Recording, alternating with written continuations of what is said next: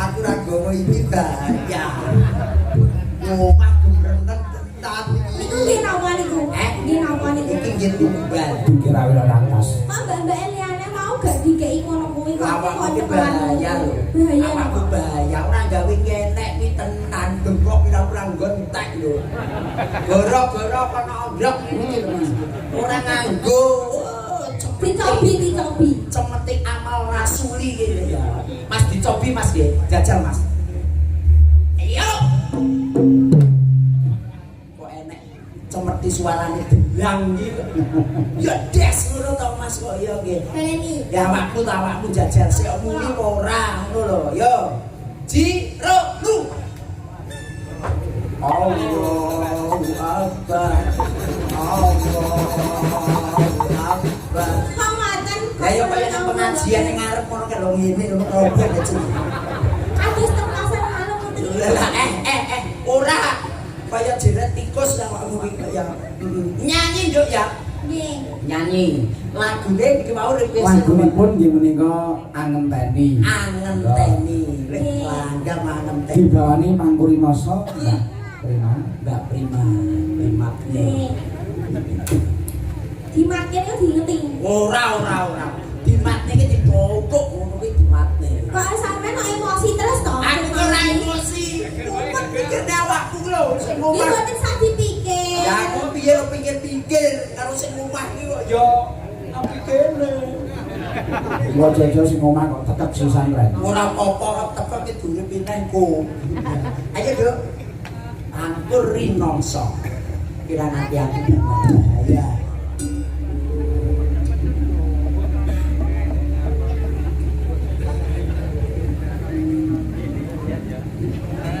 Monggo tingtingane Pak D. Jan penggilan lori saya ganteng. Saya ganteng.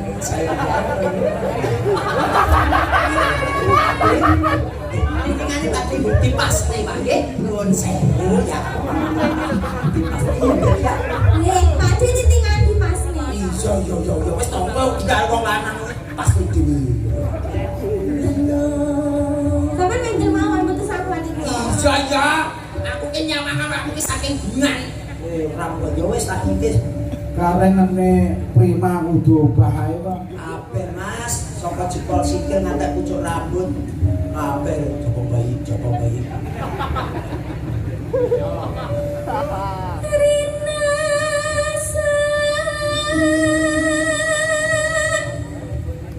Saya karasa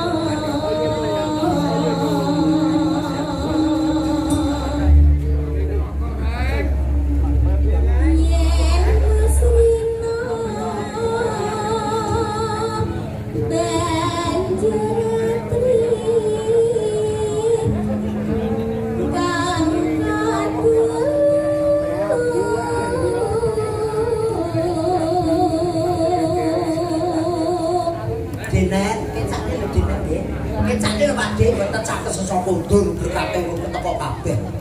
Sing mburi cek jone Pak. Nggih, ngapunten lho nggih. Nggih. Aku ra isih disentak. Mung siramu tanah liya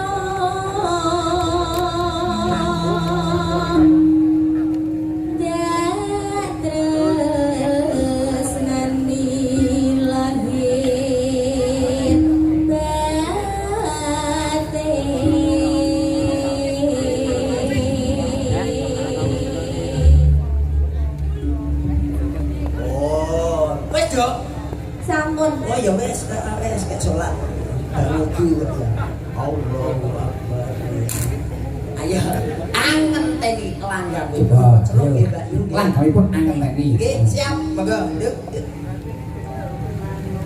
Aku ngenteni tekamu